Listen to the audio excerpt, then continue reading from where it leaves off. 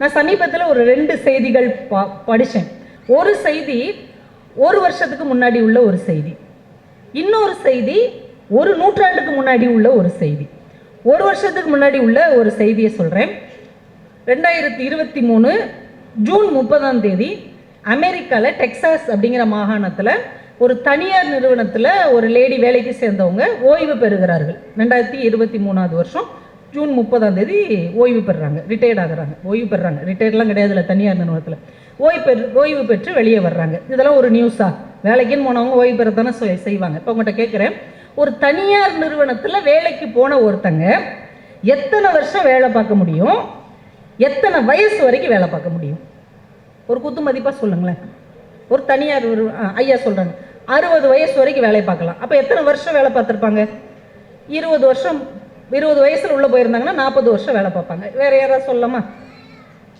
ஒரு தனியார் நிறுவனத்தில் வேலைக்கு போனவங்க எத்தனை வருடம் வேலை பார்க்க முடியும், எத்தனை வயது வரைக்கும் வேலை பார்க்க முடியும்? இவங்க சொல்லிட்டாங்க 60 வயசு வரைக்கும் வேலை பார்க்கலாம், 40 வருடங்கள் வேலை பார்க்கலாம். இதில் ஏதாவது மாற்று கருத்து யாருக்காவது இருக்கா?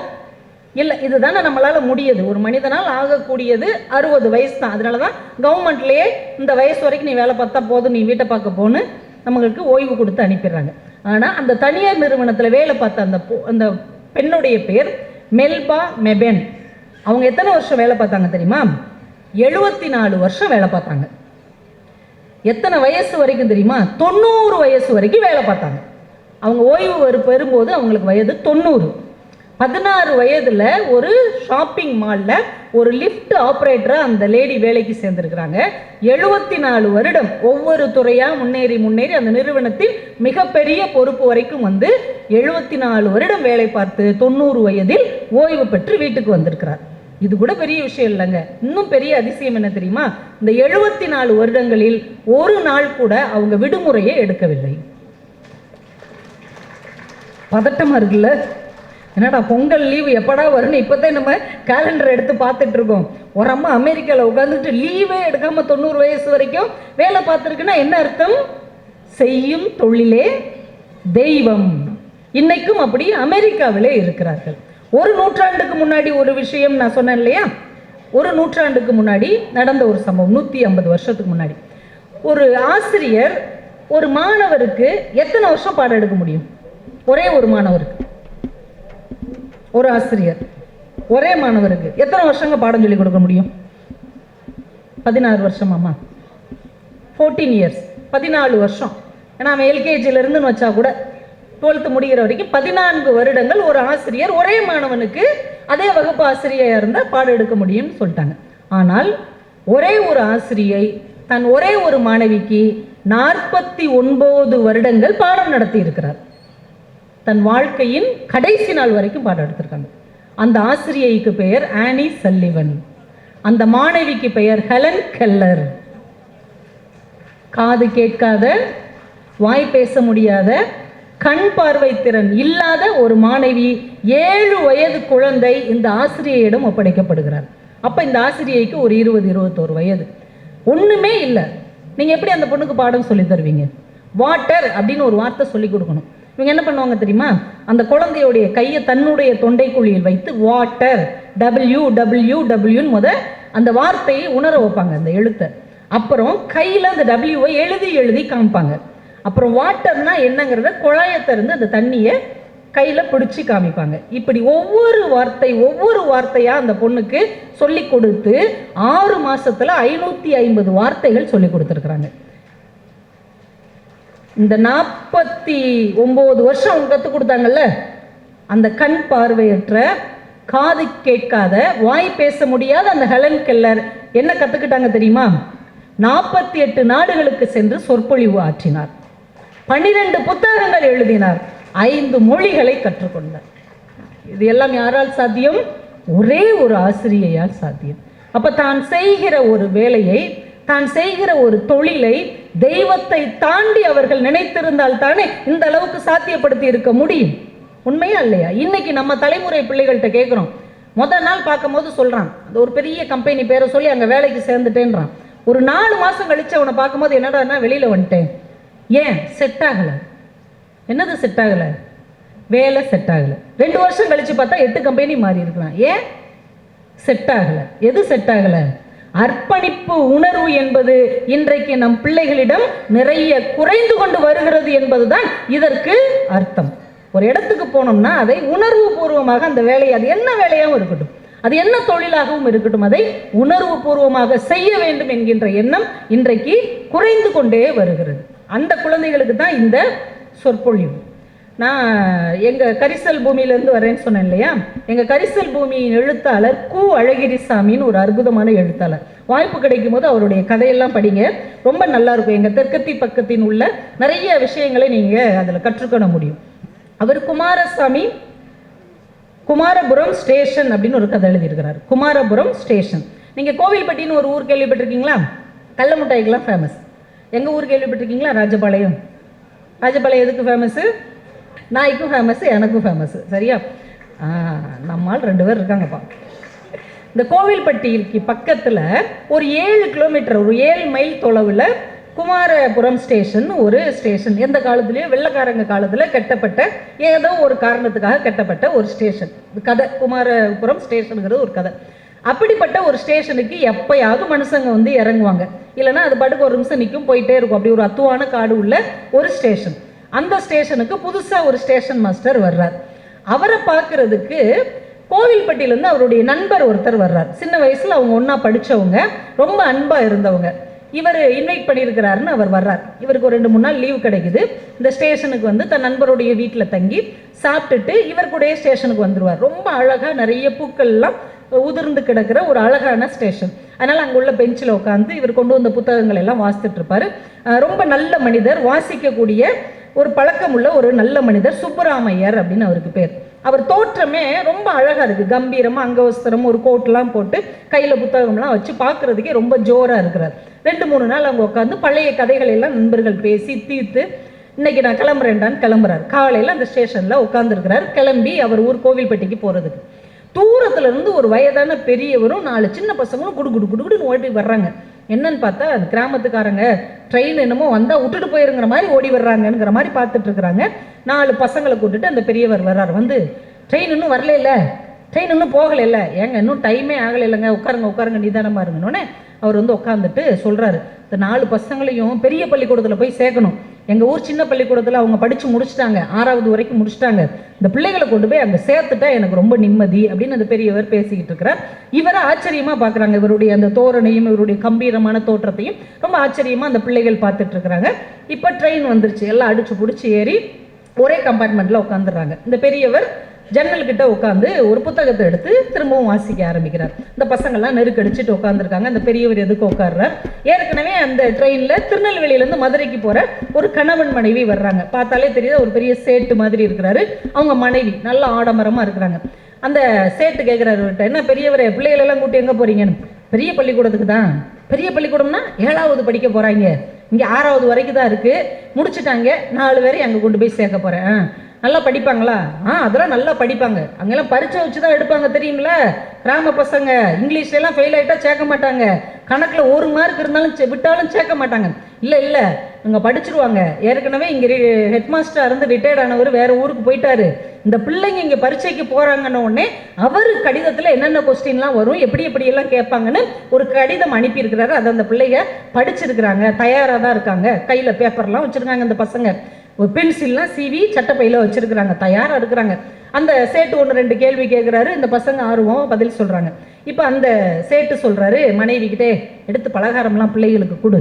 உடனே அந்த அம்மா வச்சிருக்கிற ஒரு பாத்திரத்துலேருந்து எல்லாருக்கும் ஸ்வீட் கொடுக்குறாங்க, பூஜாலேருந்து காஃபிலாம் கொடுக்குறாங்க. இந்த பெரியவர் கேட்குறாரு, அப்புறம் உங்களுக்கு எத்தனை பிள்ளைங்க, உங்கள் குடும்பம் என்ன? நான் திருநெல்வேலியில் பெரிய ஹோட்டல் வச்சு நடத்திக்கிட்டு இருக்கிறேன். பிள்ளைங்கன்னா என்ன, அங்கே வந்து சாப்பிட்ற எல்லாருமே என் பிள்ளைங்க தான். அங்கே பக்கத்தில் ஒரு காலேஜ் இருக்குது, எல்லா பசங்களும் அங்கே தான் சாப்பிடுவாங்க. இல்லை உங்களுக்கு எத்தனை பிள்ளைங்கன்னு கேட்டேன் அப்படிம்பார். அதை தாயா சொல்கிறேன், எனக்கு பிள்ளைகள் இல்லை, எங்கள் ஹோட்டலுக்கு வந்து சாப்பிட்ற பிள்ளைகள்ல எங்கள் பிள்ளைகள் தான். இல்லாத பிள்ளைகள்கிட்ட காசு வாங்க மாட்டேன். ஒரு சில கஷ்டப்படுற பிள்ளைகளுக்கு நானே ஃபீஸ் கட்டிடுவேன், இருந்துட்டு போட்டுமே. இந்த பிள்ளைகளை வேணால் படித்து முடிச்சுட்டு அங்கே வாங்கடா, காலேஜ் படிக்கும் போது உங்களுக்கு சாப்பாடு கொடுக்குறேன், கஷ்டப்பட்டீங்கன்னா நானே ஃபீஸ் கட்டுறேன் அப்படின்னு சொல்லுவார். அந்த பெரியவர் சொல்லுவார், கரெக்டாக சொன்னீங்க, இந்த 4 பசங்கள்லையுமே ஒருத்தன் தான் என் பேரன், மீதி 3 பேர் வேற வீட்டு பிள்ளைங்க, எப்படி என் பேரன்னு சேர்க்க போறேன், படிக்க விருப்பப்படுற மற்ற பசங்களையும் கூட்டு போயிடுவோன்னு கூட்டு வந்தேன். அந்த கடைசியாக உட்காந்துருக்கான் பாருங்க, அவன் ரொம்ப கஷ்டப்படுற குடும்பத்துக்காரன். அவங்க வீட்டில் படிக்க வைக்க வசதி இல்லை. ஆனால் அந்த பையன் அழுதுகிட்டே இருந்தான். நான் தான் சொன்னேன் அவங்க தாத்தாட்ட, என் பேரனுக்கு ஃபீஸ் கட்டுறேன்ல, உங்கள் பேரனி என் பேரனா நினச்சி நானே ஃபீஸ் கட்டிடுறேன், அந்த பையலும் வரட்டும்னு கூட்டு வந்துட்டேன். இப்படியே பேசிக்கிட்டே போகிறாங்க. அந்த பெரியவர் அதை கேட்டுக்கிட்டே புக்கு வாசித்துட்டே இருக்கிறார். அவர் கையில் வச்சிருக்க ஒரு பையன் இப்படி எட்டி பார்த்து அண்ணா கரணினா டால்ஸ்டாய் அப்படின்னு வாசிக்கிறான். அவர் டால்ஸ்டாய் புக்கு வாசித்துட்டு இருக்கிறார். அவர் சிரிச்சுக்கிட்டே அந்த புக்கை மூடி கீழே வச்சிடுறாரு. இப்போ கோவில்பட்டி வந்துருச்சு, எல்லாரும் இறங்குறாங்க. இந்த பெரியவருக்கு சேரட் வண்டி வருது. அவர் அதில் ஏற போகும்போது பார்க்குறாரு, இவங்கெல்லாம் எப்படி போவாங்க அப்படின்னு. இவங்க இறங்கி அப்படியே தேடி தேடி பார்க்குறாங்க. அங்கே ஒரு போர்ட்டராக இருக்கிற வேமா ஓடி வர்றாரு. நீங்கள் நான் இடச்சேவலில் இருந்து தானே வர்றீங்க? ஆமாம், நம்ம ஊருக்காரங்க, நான் இங்கே தான் வீடு இருக்குது எனக்கு, வாங்க வீட்டில் போய் ஒரு டீ காஃபியெல்லாம் சாப்பிட்டுட்டு இவங்க எங்கே போகணும், பரீட்சைக்கு போகணும், பள்ளிக்கூடத்தில் சேர போகிறாங்க, வாங்க வாங்க நானே கொண்டு போய் விட்டுறேன்ட்டு அவங்க ஊருக்காரங்கன்னு தெரிஞ்சதுமே யாருன்னே தெரில, அவங்க ஊருக்காரங்கன்னொன்னே அவன் சாப்பிட்றதுக்கு அவங்க வீட்டுக்கு கூப்பிட்டு போகிறான்.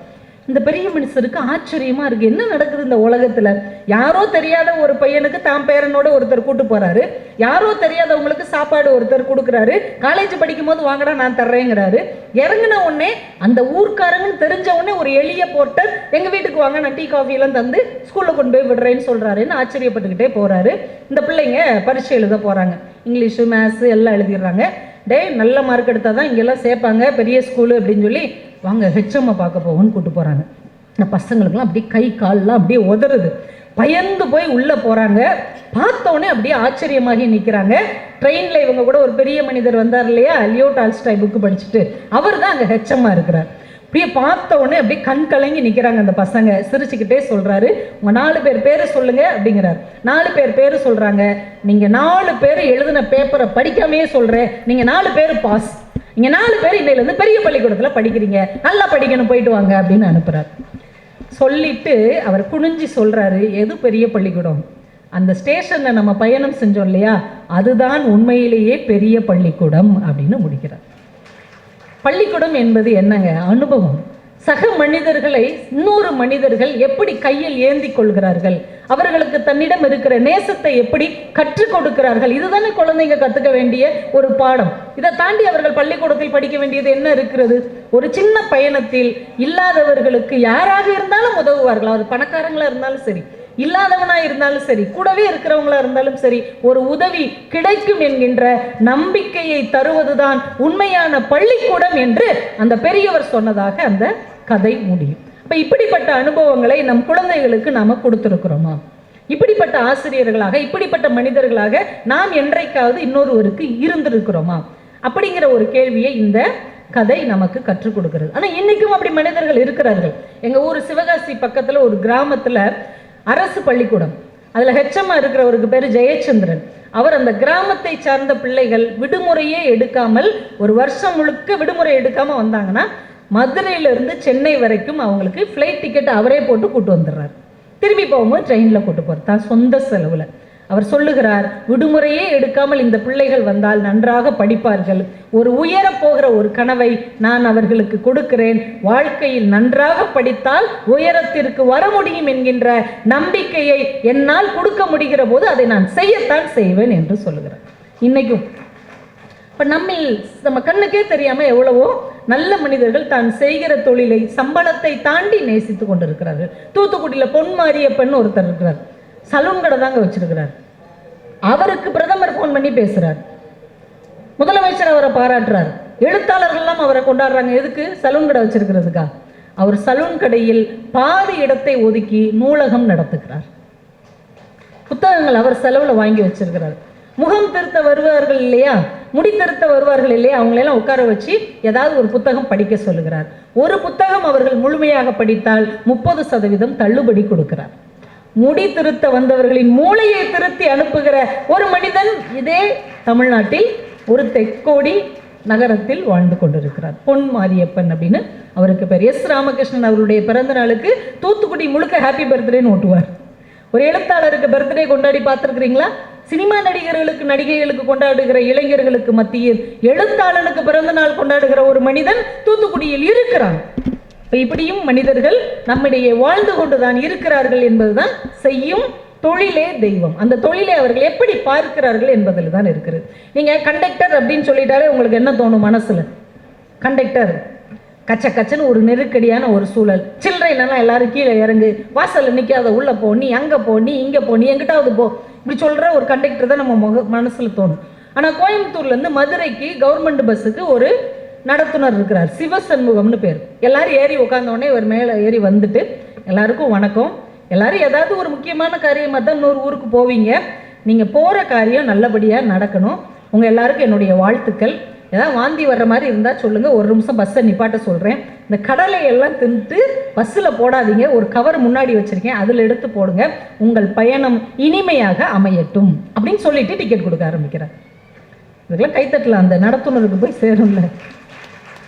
எல்லாரும் செய்கிற ஒரு வேலை தாங்க, எல்லாரும் செய்கிற ஒரு தொழில் தான். ஆனால் அதில் எந்த அளவுக்கு மனிதத்தை கலக்க முடியும் என்று ஒருவர் யோசிக்கிறார் என்றால் அது எவ்வளோ பெரிய ஆச்சரியமாக இருக்கிறது. இன்னைக்கு சாதாரணமாக ஒரு வேலை சொன்னால் கூட கேட்குற ஊழியர்கள் எத்தனை பேர் இருக்கிறாங்க? ஆஃபீஸில் ஒருத்தரை கூப்பிட்டு சொல்கிறேன், இப்போ டீ வாங்கிட்டு வாப்பா அப்படின்னு. டீ இல்லைன்னா காஃபி வாங்கிட்டு வாப்பா, ரொம்ப தலைவலிக்கு. காஃபியும் இல்லாட்டி இப்போ கட்டன் சாயாவது வாங்கிட்டு வாப்பா. அதுவும் இல்லாட்டி, அதுவும் இல்லைன்னா சும்மா வந்துருப்பா, பிற எதுக்கு மேடம் போகணும்? இப்படி கேட்குற மனிதர்கள் இருக்கிறார்களா இல்லையா? நம்ம வீட்டு பிள்ளைங்களே நீங்கள் ஒரு வேலை சொன்னால் இதுக்கு மாதிரி 100 கேள்வி கேட்டு ஏன்டா அந்த பிள்ளைக்கு இந்த வேலையை சொன்னோன்னு நம்மளை நோக்கடிப்பாங்க.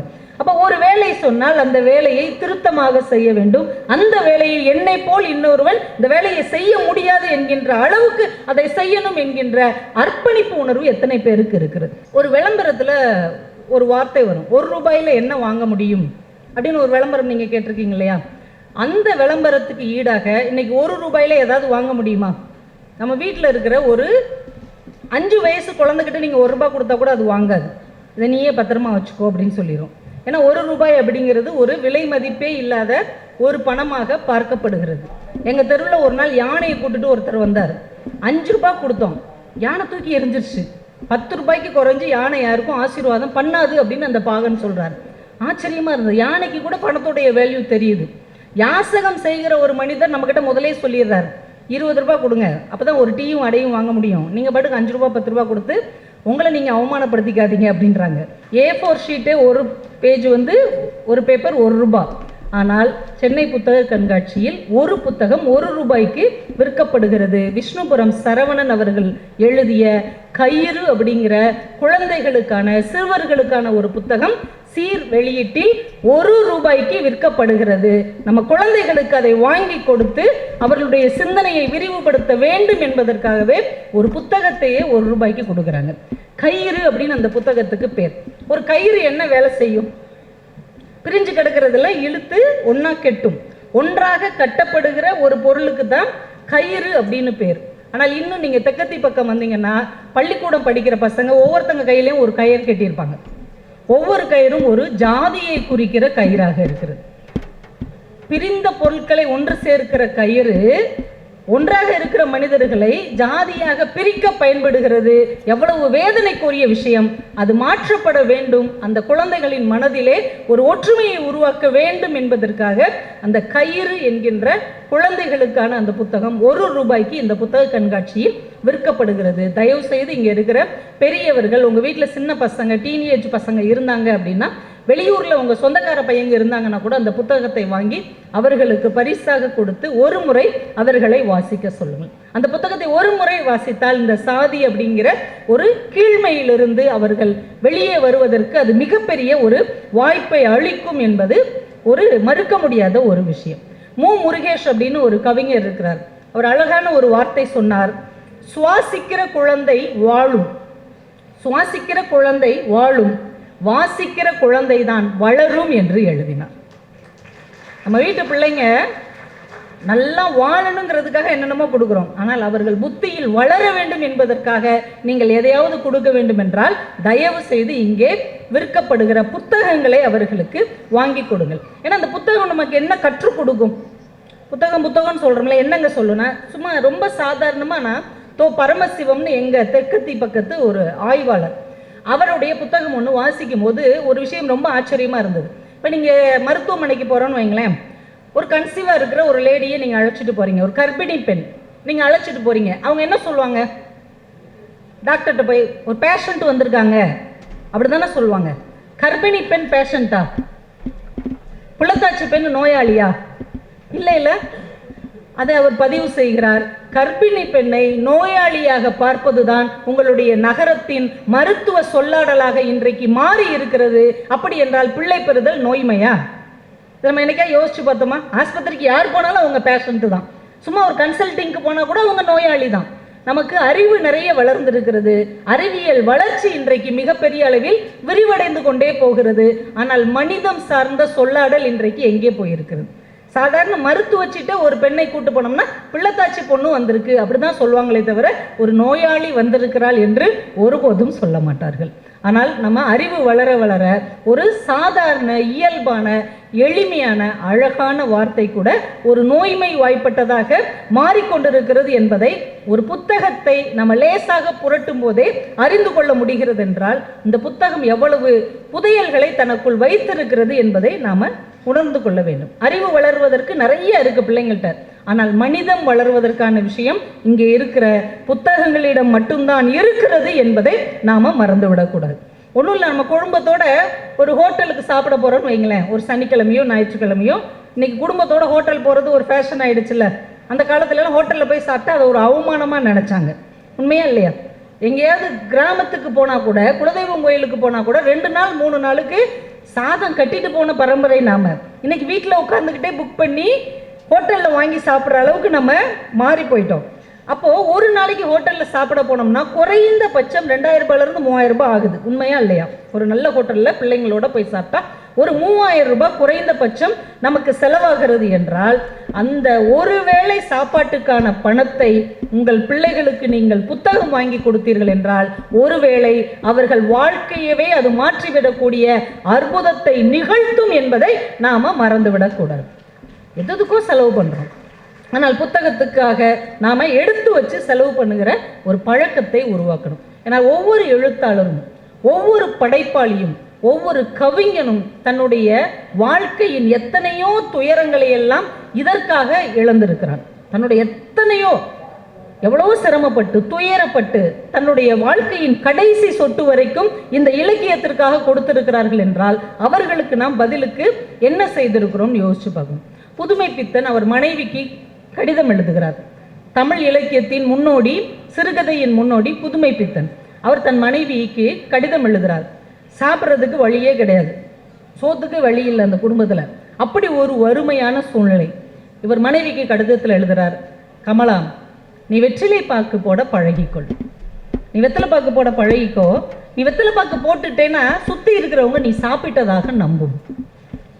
எவ்வளோ ஒரு கொடுமையான ஒரு சூழலை உள்வாங்கி கொண்டு வெத்தலை பாக்கு போட்டுக்கிட்டாலாவது நம்ம சாப்பிட்டுட்டோன்னு இந்த சமூகம் நம்பட்டும் என்று நம்ப வைத்து விட்டு தன்னுடைய துயரங்களை மறைத்து வைத்து கொண்டு இந்த சமூகத்துக்காக ஒருவன் ஏன் எழுத வேண்டும்? இப்போ புதுமை பித்தன் இல்லை, அவங்க மனைவியும் இல்லை, ஆனால் அவர் எழுதிய புத்தகங்கள் இருக்கிறது. ஏன் அவங்க இதெல்லாம் எழுதணும்? அவங்க ஒரு நல்ல வேலைக்கு போய் நல்லா சம்பாதிச்சு நல்லபடியாக வாழ்ந்திருக்கலாம் இல்லையா? தனக்கு பின்னாலும் இந்த தமிழ் சமூகத்துக்கு ஏதாவது ஒன்றை விட்டு செல்ல வேண்டும் என்கின்ற உயர்ந்த நோக்கம்தான் அவர்களை செலுத்தி இருக்கிறது என்பதை இந்த காலகட்டத்திலாவது நாம உணர்ந்து கொள்ள வேண்டும். PS ராமையா அப்படின்னு ஒரு எழுத்தாளர், நட்சத்திர குழந்தைகள் அப்படின்னு ஒரு அற்புதமான சிறுகதையை எழுதியவர். அந்த மனிதர் இதே சென்னையில ஆரிய பவன்ல சர்வரா வேலை பார்த்திருக்கிறார். எவ்வளோ பெரிய துயரம் பாருங்க. மௌனிக்கு மௌனின் பேர் வைத்தவர் அவர். சுப்பிரமணியம்ங்கிற பேரை மௌனின்னு பேராக மாற்றிய ஒரு சிறப்பான எழுத்தாளர் ஒரு ஹோட்டலில் சர்வராக வேலை பார்த்துருக்கிறார். அப்போ எவ்வளவு துயரங்களை தாண்டி ஒரு எழுத்தாளர் இந்த சமூகத்துக்கு நல்லதை விதைத்து கொண்டே போயிருக்கிறார். ஊமை கவிஞர் சுரதா அப்படின்னு நம்ம சொல்லுவோம் இல்லையா, அவருக்கு பாரதிதாசன் ரொம்ப பிடிக்கும். சுரதா அப்படின்னாலே சுப்புரத்தின தாசன் தான். அவருக்கு அவரை ரொம்ப பிடிக்கும். அவரை பார்க்கணும்னு நினைக்கிறார். அவர் பாண்டிச்சேரியில் இருக்கிறார். இவர் கையில் காசே கிடையாது. தான் குருவாக நேசிக்கிற ஒரு மனிதரை எப்படியாவது பார்த்து விட வேண்டும் என்பதற்காக அக்கம் பக்கம் உள்ள வீடுகளுக்கு வெள்ளையடிச்சு அந்த காசை ஒன்று சேர்த்து அவர் பாண்டிச்சேரிக்கு போய் பாரதிதாசனை பார்த்ததாக அவர்களுடைய வரலாற்று சொல்லுகிறது என்றால் எவ்வளவு சிரமத்துக்கு நல்ல நம்ம நன்றிமா கைத்தட்டினாங்க. அவங்க என்னைக்கே இறந்து போன அந்த படைப்பாளர்களுக்காக ஒரு கைத்தட்டலையாவது நம்ம பரிசா கொடுக்கலாம். ஏன்னா அன்னைக்கு நம்ம கூட இல்லை. இன்னைக்கு அவங்க இருந்திருந்தாங்கன்னா நம்ம ஏதாவது அவங்களுக்கு செஞ்சிருக்கலாம். இந்த கைத்தட்டலாவது அவங்களுக்கு போய் சேரட்டும் அப்படின்னு நினைச்ச உங்க அன்புக்கு ரொம்ப நன்றி. ஒரு உத்தரவாதம் இல்லாத ஒரு வாழ்க்கையை வாழ்ந்து கொண்டு இந்த ஊருக்கு நல்லதை மட்டுமே கொடுக்க வேண்டும் என்று எழுத்தாளர்கள், படைப்பாளிகள், இலக்கியவாதிகள் நினைத்திருக்கிறார்கள் என்றால் அவர்களுக்கு நாம் திருப்பி செய்ய வேண்டிய ஒரு நன்றி கடன் ஒரு புத்தகத்தையாவது வாங்கி கொண்டு போய் வீட்டிலே வைத்து அதை வாசிப்பது. வாசித்த புத்தகத்தை பற்றி நம்முடைய நண்பர்களுக்கோ, உறவினர்களுக்கோ, பிள்ளைகளுக்கோ பகிர்வது. அதற்கப்புறம் அதை அவர்கள் படிக்க சொல்லி இதன் மூலமாக நீ எதை கற்றுக்கொண்டாய் அப்படின்னு கேட்பது. எவ்வளவு வீணான விஷயங்களை நம்ம ஷேர் பண்ணுறோம் வாட்ஸ்அப்பில், எவ்வளவு தேவையில்லாத விஷயங்களை ஃபேஸ்புக்கில் நம்ம பதிவு செய்கிறோம். ஆனால் உருப்படியாக ஒரு விஷயத்தையாவது நாங்கள் ஒரு நாளைக்கு பதிவு செய்வோம் என்று, ஒரு நாளைக்கு ஒரு படைப்பு, ஒரு சிறுகதை, இல்லைன்னா ஒரு கவிதை, ஒரு கட்டுரை, ஒரு நாவலை பற்றி நாங்கள் பதிவு செய்வோம் என்று இந்த புத்தக கண்காட்சியின் மூலமாக நாம் ஒரு உறுதி எடுத்துக்கொள்ள வேண்டும் என்று உங்கள் ஒவ்வொருவரையும் ரொம்ப பணிவோடு நான் கேட்டுக்கொள்கிறேன். புத்தகம் உனக்கான நாற்காலியை தீர்மானிப்பது நீ படிக்கும் புத்தகமே. நீ படிக்கும் புத்தகம்தான் உனக்கான நாற்காலியை தீர்மானிக்கிறது. இதை நான் சொல்வதில், மற்றவர்கள் சொல்வதை விட நான் சொல்வதில் அளவில்லா ஆனந்தப்படுகிறேன். ஏனென்றால் என் வீட்டிற்கு நீங்கள் வந்து பாருங்கள், சவால் விட்டு சொல்கிறேன், என் வீட்டிற்கு நீங்கள் வந்து பாருங்கள். ஒரு 15 லட்சம் ரூபாய்க்கு குறைந்தது என் வீட்டில் புத்தகம் வச்சுருக்கேன். நீங்கள் என்கிட்ட எந்த சப்ஜெக்ட் வேணாலும் பேசலாம், எல்லா சப்ஜெக்டையும் பற்றி கேட்கலாம். இப்போ ஃபஸ்ட்டு வந்து நீங்கள் கேட்குறீங்க, சார் உக்ரைன் போர், ரஷ்யா உக்ரைன் போர் 1.5 வருஷமாக நடக்குதுங்க, இது எப்போ தான் முடியும், இந்தியாவின் நிலைப்பாடு என்ன, அப்படியே தள்ளுறீங்க. இந்த இன்றைக்கி டெஸ்ட் மேட்ச் இந்தியாவுக்கும் பங்களாதேஷுக்கும் இப்போ நடந்து முடிஞ்சிருக்கேன். இன்றைக்கி லெவலில் இந்தியாவின் ஸ்கோர் என்ன, அடுத்து தேசிய விருது, நேற்று தமிழக மந்திரி சபை பதவி ஏற்றதை அதை பற்றி கொஞ்சம் சொல்லுங்கள். சரி கொஞ்சம் தள்ளி வாங்க, டெண்டுல்கரை பற்றி சொல்லுங்கள் அப்படி என்று நீங்கள் கேட்டீர்கள் என்றால் நான் சொல்வேன், 5 நிமிடம் பேசணுமா, 50 நிமிடம் பேசணுமா, 5 மணி நேரம் பேசணுமா, முதல்ல டைம் எவ்வளோன்னு சொல்லுங்கள், அதுக்கு தகுந்த மாதிரி நான் பேசுகிறேன் அப்படின்னு சொல்லுவேன். இதையெல்லாம் நான் தற்பெருமைக்காக சொல்லவில்லை, தற்பெருமைக்காக சத்தியமாக சொல்லவில்லை. இதையெல்லாம் எனக்கு ஊட்டி ஊட்டி விட்டது அன்றாடம் எனது வாசிப்பு பழக்கமே. ஒரு நாளைக்கு பத்திரிகை மட்டும் ஒரு குறைந்தது 1.5 மணி நேரம் நான் வந்து அப்படியே படிக்கிறேன். அப்போ நம்ம எல்லாத்தையுமே அப்படியே உள்வாங்கி நம்ம உள்ளே வச்சுக்கிறோம். தேவையான பொழுது தேவைக்கு தகுந்தாற்போல் எடுத்து எனது மாணவர்களுக்கு உண்மையிலே நான் நினைக்கிறேன், அமுத சுரபியிலிருந்து அட்சய பாத்திரத்திலிருந்து அள்ளி அள்ளி கொடுக்கும் பொழுது அவர்களை ஆளாக்கி அழகு பார்த்து அரசு அதிகாரிகளாக்கி இன்றைக்கு ஒரு 10,000 பேருக்கு மேலே என் தனி ஒரு மனிதனால், நான் இதை பெருமையாகவே சொல்லலை, உங்களோட ஷேர் பண்ணிக்கிறேன். ஒரு தனி மனிதன், நான் நிர்வாகம் பார்க்கல, தாசில்தார் வேலை பார்க்குறேன். உங்களுக்கு தாசில்தார்னால் எல்லாமே வந்து தெரியும். எடுத்த உடனே ஒரு கரப்ஷன் அப்படிங்கிற ஒரு பேரில் தான் பெரும்பாலும் பொதுமக்கள் தொடங்குவாங்க. அப்படிப்பட்ட ஒரு துறை, ஒரு புறையோடி போன துறையாக பொதுமக்களால் பார்க்கக்கூடிய ஒரு துறையிலிருந்து வந்து 24 மணி நேர பணியாளர் நான். இப்போ கலெக்டர் வந்து ஒரு 5 நிமிஷத்தில் நீங்கள் சென்னை இப்போயே கிளம்பணும் அப்படின்னு சொன்னால் நான் அடுத்து எல்லா வேலையும் போட்டு தான் கிளம்பணும். ஏன் எதற்கு அப்படியெல்லாம் கேள்வி கேட்கவே முடியாது. அப்பேற்பட்ட 24 மணி நேரம் ஒரு தீயின் மேல், அனலின் மேல் இருக்கக்கூடிய இந்த துறையிலிருந்து 18 ஆண்டுகளாக சனி ஞாயிறு தோறும் இந்த பயிற்சியை தனி ஒரு மனிதன் வழங்கி இந்தியாவிலே இன்றைக்கி என்கிட்ட அதிகம் பேர் படிக்கிறாங்க. 4000 பேர் ஒரு தனி மனுஷங்க. நீங்கள் இதை நினச்சி பாருங்கள். அதுக்கு புத்தகம் தான் காரணங்கிறதுக்காக நான் சொல்கிறேன். என்னை பற்றி புகழ்பாட நான் வரவில்லை. நான் அத்தனை சப்ஜெக்டுகளையும் எந்த புத்தகமும் எந்த குறிப்பும் எந்த நோட்ஸும் என் கையில் எதுவுமே இல்லாமல் நடத்தி கொண்டே இருக்கிறேன். காலையில் 10 மணிக்கு மைக்கை பிடித்தேன் என்றால் சாயங்காலம் 6 மணி வரைக்கும் எந்த இளைஞனும் கிளாஸ் முடிஞ்சு போகும்பொழுது ஐயோ வகுப்பு முடிஞ்சிருச்சே சீக்கிரம் அப்படிங்கிற ஒரு ஏக்கத்தை ஏற்படுத்தும் வண்ணம் என்னை நான் தயார்படுத்தி கொண்டே இருக்கிறேன். அதற்கெல்லாம் காரணம் நான் படிக்கும் புத்தகங்களை. நான் இங்கே என்னை அழைத்திருப்பது, என்னை பேச வைத்திருப்பது நான் படித்த புத்தகங்களால் தான். ஆக புத்தகங்களோடையே வாழும் நான் உண்மையிலே வந்து பெருமிதம் கொள்கிறேன். அந்த புத்தகங்களால் இந்த லட்சக்கணக்கான பேரை இன்னும் உருவாக்கி கொண்டே இருப்பேன் என்று அன்றாடம் என் மனது அப்படி ஓங்கி சொல்லிக்கொண்டே இருக்கிறது. ஆக இப்போது மீண்டும் சொல்கிறேன், நமக்கான நாற்காலியை உருவாக்குவது நாம் படிக்கக்கூடிய புத்தகங்களை. நீங்கள் ரொம்ப சிம்பிளாக சொல்கிறேங்க, ரொம்ப எளிமையாக சொல்கிறேன். நீங்கள் ஒரு 5ஆம் வகுப்போடு நின்றுட்டீங்கன்னு வச்சுக்கோங்க. வெள்ளையடிக்கத்தான் போகணும், சித்தாள் வேலைக்குத்தான் போகணும். ஒரு +2 10th வரைக்கும் படித்தீங்கன்னு வைங்க, ஒரு ப்ரைவேட்டில் ஒரு கிளர்க் வேலைக்காவது போயிடலாம்.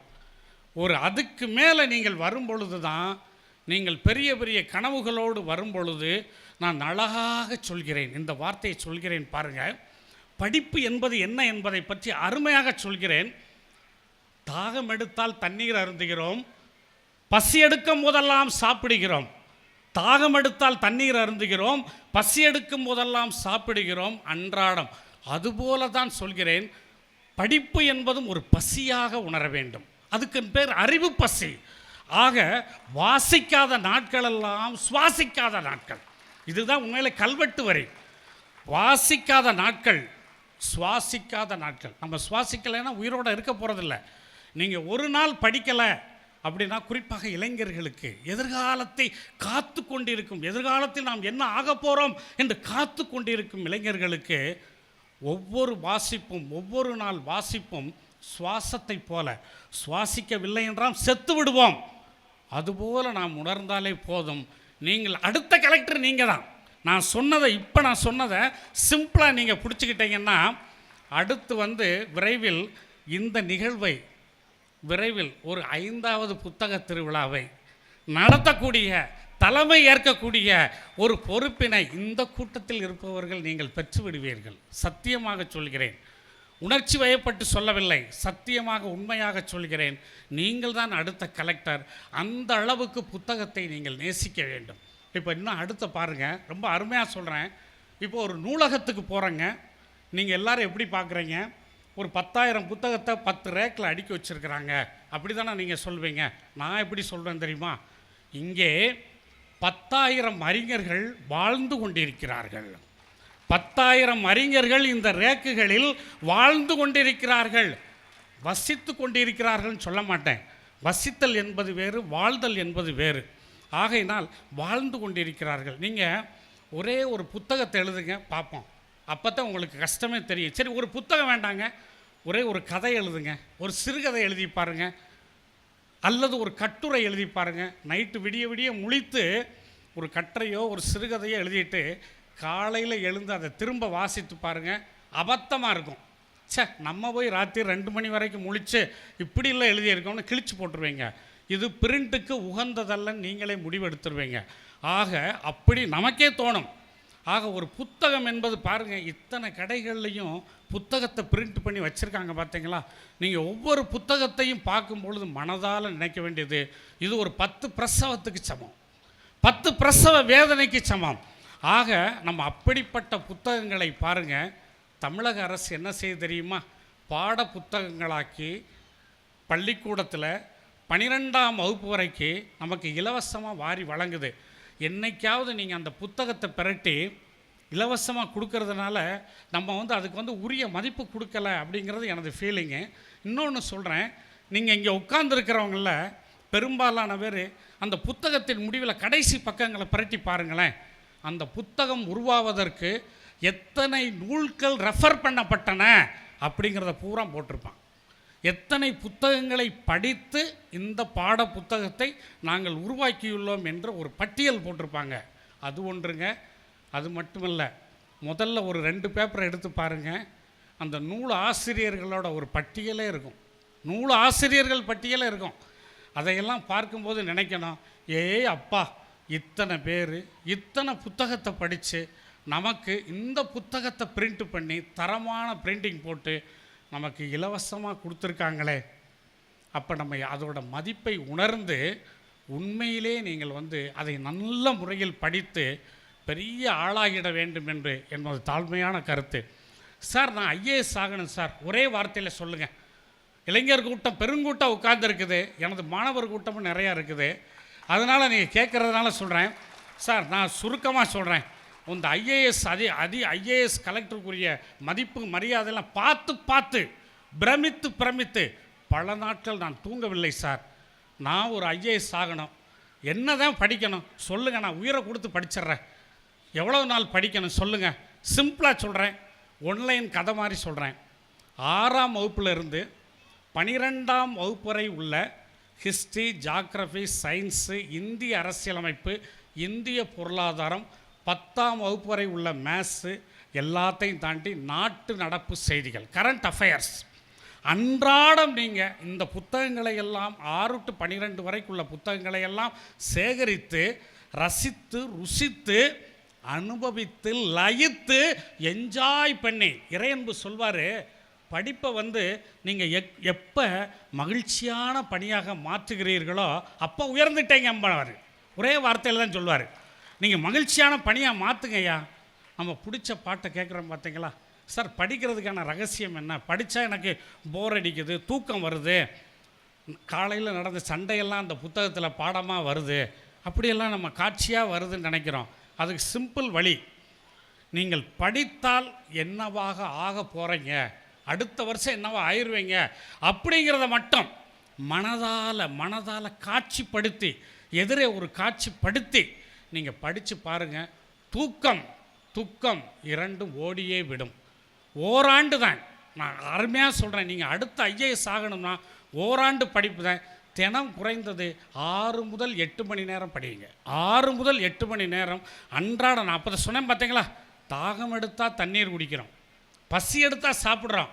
அதுபோல் 6 மணி நேரம் படிப்பு என்பது அவசியம். அப்படிங்கிற ஒரு கொள்கையோட அன்றாடம் படிங்க. ஓராண்டு படிங்க. ஓராண்டு கூட நான் அதிகம் தான் சொல்கிறேன். இன்னும் நல்லா படித்தீங்கன்னா ஒரு 7-8 மாதம் போதுமானது. அதற்குள் நீங்கள் அடுத்த கலெக்டராக உருவெடுத்து விடுவீர்கள். பார்த்து கொள்ளுங்கள். இந்த ரகசியத்தை நீங்கள் எல்லோரும் தெரிந்து கொண்டு, இங்கே பாருங்கள், அருமையாக சொல்கிறேன். ஒவ்வொரு பாடத்தை படிக்கும் பொழுது படிக்கும் ரசனைக்கு ஒன்று சொல்கிறேன் பாருங்கள்.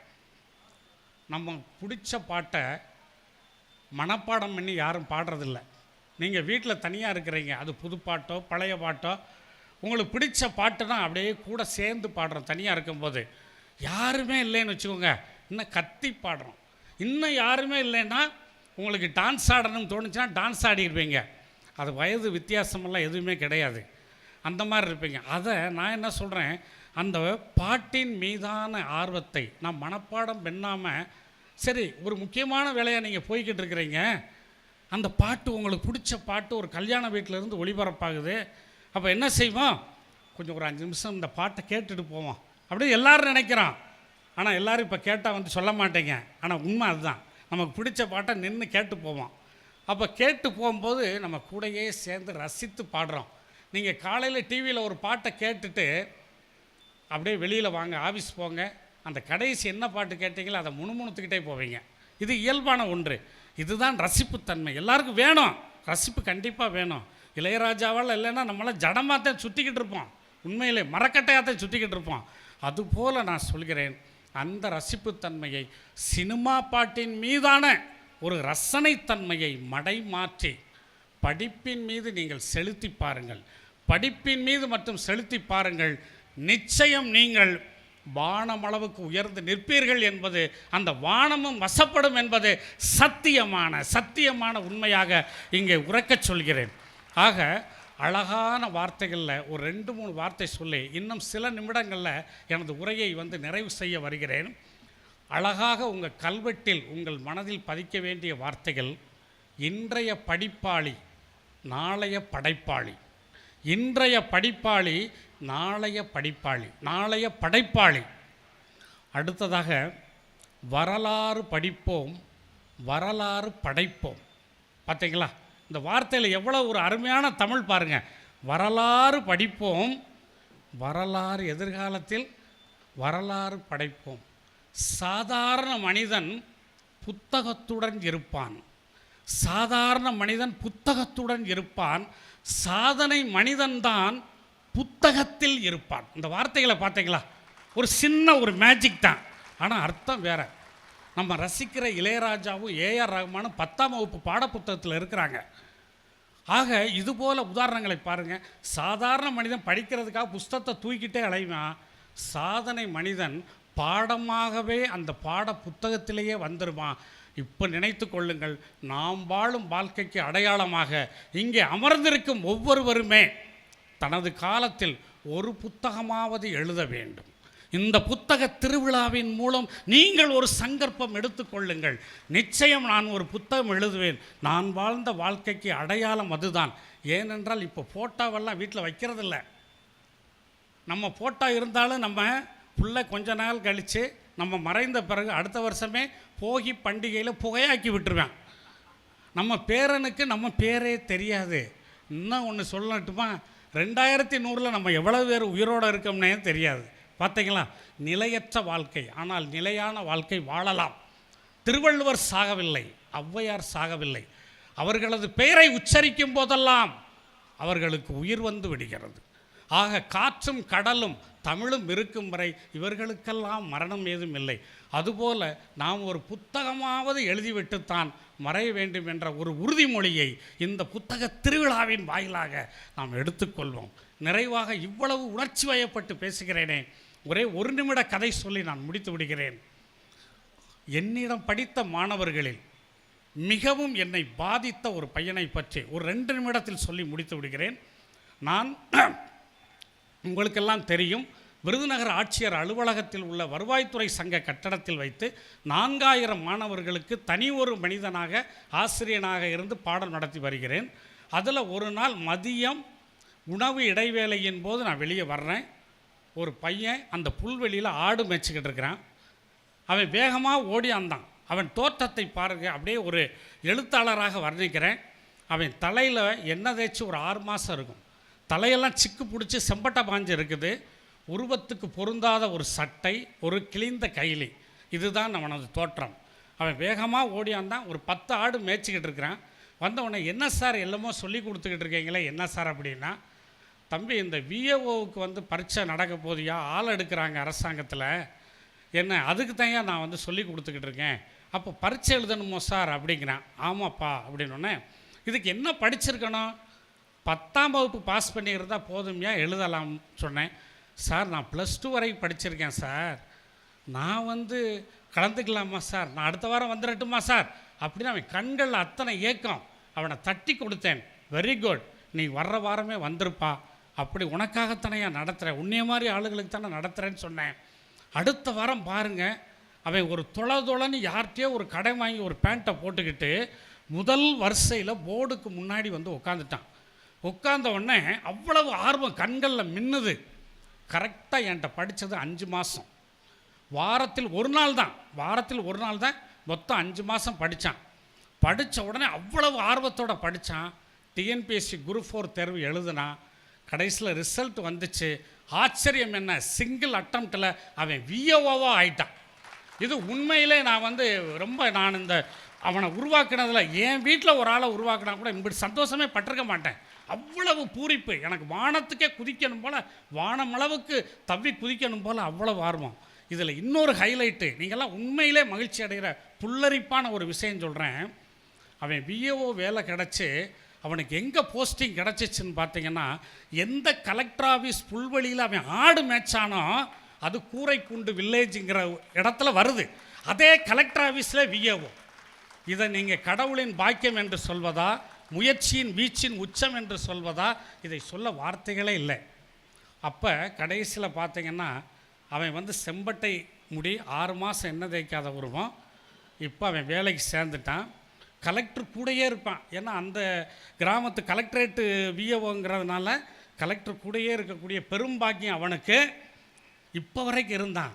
இப்போ ஒரு 3 மாதத்துக்கு முன்னாடி தான் அவனை மாற்றினாங்க. இல்லாட்டி அவனை கூட்டு வந்திருப்பேன் இங்கே. உண்மையில் அவனது பெயர் ராமமூர்த்தி. கடைசியில் அவன் வேலைக்கு சேர்ந்து ஒரு 6 மாதம் கழித்து என்னை பார்க்க வர்றான். ஸ்ப்ளெண்டர் ப்ரோவில் வந்தான். ஜீன்ஸ் பேண்ட்டு போட்டிருந்தான், மாடர்ன் டிஷர்ட்டு போட்டிருந்தான். உண்மையிலே பார்த்து பெருமிதம் அடைஞ்சேன். இதுதானே முன்னேற்றம், புத்தகத்தின் முன்னேற்றம். இதை எனது பின்னணியில் இருந்தாலும் அவன் வைத்த அவன் படித்த புத்தகங்களின் முன்னேற்றம். இது நான் ஒரு பானை சோற்றுக்கு ஒரே ஒரு சோறாகத்தான் சொல்கிறேன். இதை நான் வருவாய்த்துறையின் தலைமை வருவாய் நிர்வாக ஆணையர், சிஆர்ஏன்னு நாங்கள் சொல்லுவோம், கமிஷனர் ஆஃப் ரெவென்யூ அட்மினிஸ்ட்ரேஷன், அவர்கிட்ட போய் நான் சொன்னவொடனே ஆனந்த விகடனில் என்னையை பற்றி ஒரு 6 பக்க கட்டுரைகள் எழுதியிருந்தாங்க. அதை கொண்டு போய் காமிச்சு, சார் நான் ஆனந்த விகடனோட டாப் 10 மனிதர் அவார்டு வாங்கியிருக்கேன் சார் அப்படின்னு எங்களோட சிஆர்ஏட்ட சொல்லும் பொழுது அவர் அடைந்த மகிழ்ச்சிக்கு அளவே இல்லை. வருவாய்த்துறைனா புகார் சொல்லத்தான் வருவாங்க. தமிழ்நாட்டின் மாபெரும் விருதை நீங்கள் வாங்கி தட்டிட்டு வந்துட்டீங்க, உங்களுக்கு என்ன வேணும், உங்கள் கலெக்டர்கிட்ட நான் என்ன சொல்லணும் சொல்லுங்கள் அப்படின்னாரு. எல்லாமே நான் சௌகரியமாக இருக்கிறேன் சார், எனக்கு ஒன்றுமே வேண்டாம் அப்படின்னு சொன்னேன். இந்த ராமமூர்த்தி கதையை கேட்டு மெல்ட் ஆயிட்டார், ஆனந்த கண்ணீர் அவர் விட்டுட்டார். அவர் வேறு யாரும் இல்லை, சத்யகோபால், திரு சத்யகோபால்.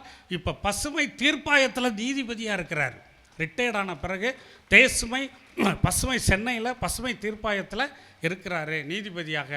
ஆக அப்பேற்பட்ட இது பேச வேண்டுமென்றால் மணிக்கணக்காக பேசக்கூடிய விஷயம்.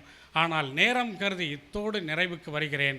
ஆக புத்தகம் ஒன்றே நம்மை வாழ வைக்கும், புத்தகமே உனக்கான நாற்காலியை தீர்மானிக்கும் என்பதை இதயத்தின் ஆழத்தில் கல்வெட்டை விட ஆழமாக பதிவு செய்யுங்கள். நிச்சயம் நல்லது நடக்கும், நல்லது மட்டுமே நடக்கும். நான் சொன்னது போல இன்னும் 2 ஆண்டுகளில் இதே மாவட்டத்திற்கு கலெக்டராக நீங்கள் வர வேண்டும் என்று இங்கே அமர்ந்திருக்கும் ஒவ்வொரு இளைஞனையும் வாழ்த்தி வாழ்த்தி வாழ்த்தி விடைபெறுகிறேன். இந்த அருமையான நிகழ்ச்சிக்கு எனக்கு வாய்ப்பு கொடுத்த இந்த ஒருங்கிணைத்த மருத்துவத்துறைக்கும் மாவட்ட ஆட்சியர் அவர்களுக்கும் அந்த ஒருங்கிணைப்பு குழுவுக்கும் மீண்டும் மீண்டும் நன்றி பாராட்டி விடைபெறுகிறேன். நன்றி, வணக்கம்.